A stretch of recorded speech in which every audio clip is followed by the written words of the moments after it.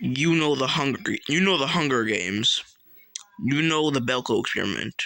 You know Squid Game. You know Battle Royale.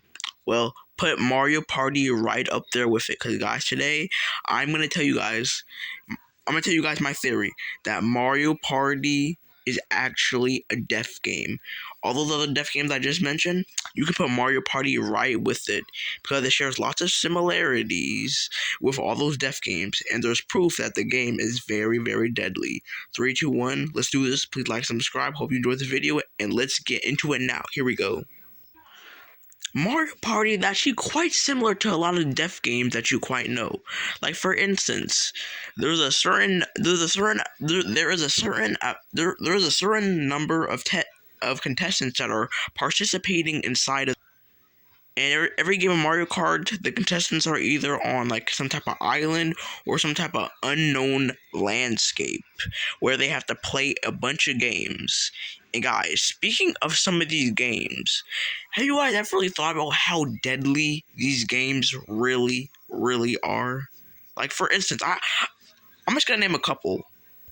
Like the game where you have to shoot your contestants' balloons so they fall to their deaths. I mean, like, look at this. Come on, where they shoot their balloons so they fall to their deaths. Or the game where you have to run away from a bunch of enemies who are trying to pummel you to death. Or a game where you have your body turned away towards a chain chomp. You have to stop it at the last minute, or it kills you. Or you literally have a game where you have to jump rope over fire over and over and over till 3 people get burnt and just fly off screen. Or you have games where you have to run away from Petey Piranha Plant as he tries to chomp you. Like, come on. Games where you have to dodge bullet bills. And games where you have to dodge boulders that are being thrown at you. I mean, like, guys, come on. All these games are definitely very deadly and very brutal. I mean, every single one of these games, if a contestant loses, they're dead. Oh, guys, not to mention that in these games, at least in a good amount of the games in Mario Party, only one contestant can win. Just like in most death games where there can only be one standing, one left alive while the others are dead. See, guys, as I'm saying this, more and more, I think you guys are starting to understand what I'm talking about here and how, Mario Party is quite similar to a bunch of death games. And not to mention, just like in most death games, also, eventually, contestants need to team up to overthrow and defeat other contestants. Like, contestants need to make allies to go up against other contestants. Like how, for instance, like in Mario Party, you have like a certain like one versus 3 games or 2 versus 2 games, something like that, where you're forced to team up with other contestants to take. And you notice when each of the little mini games are over, how like when one person wins, the one person who won is cheering and happy, while the other 3 contestants are literally just on the ground, upset, and just like frankly, just like they look scared and sad. Like, listen to this, y'all.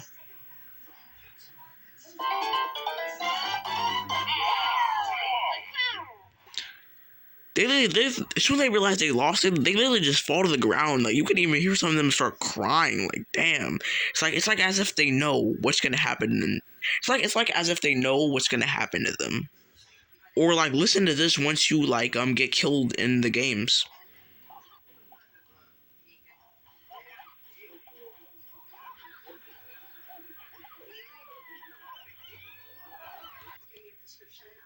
You can literally just hear the screams. You can hear the screams as their body comes into contact with the fire jump rope. You hear them scream as they go launching off to someplace unknown. Like, come on, man.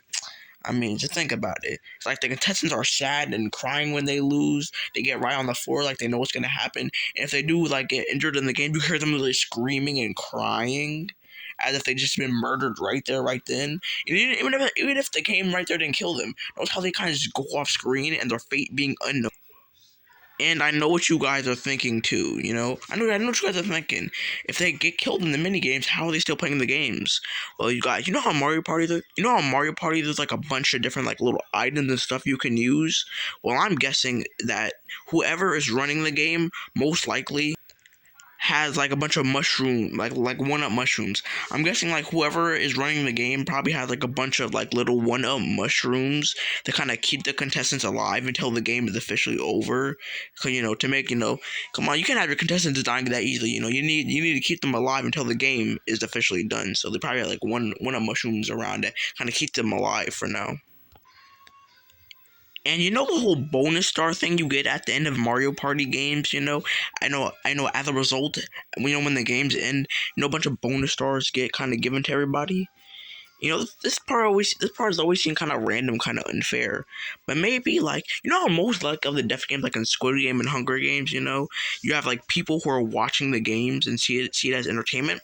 Maybe Mario Party also has that. There are people watching the games and who are watching this and are being entertained by it. So maybe the whole star system is maybe to make the game a lot more juicy, a lot more entertaining, and a lot more like give the game a little bit more tension, a lot more kind of scariness in it, because it makes like who's gonna be the winner a little bit harder to decide. And who knows? You know how sometimes the stars kind of go to just specific people.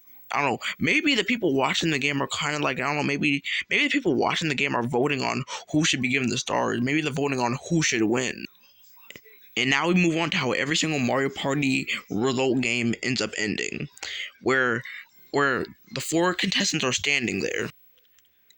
And you notice how they stand there with their arms together as if they're praying. They're praying like they're praying to God that they end up winning.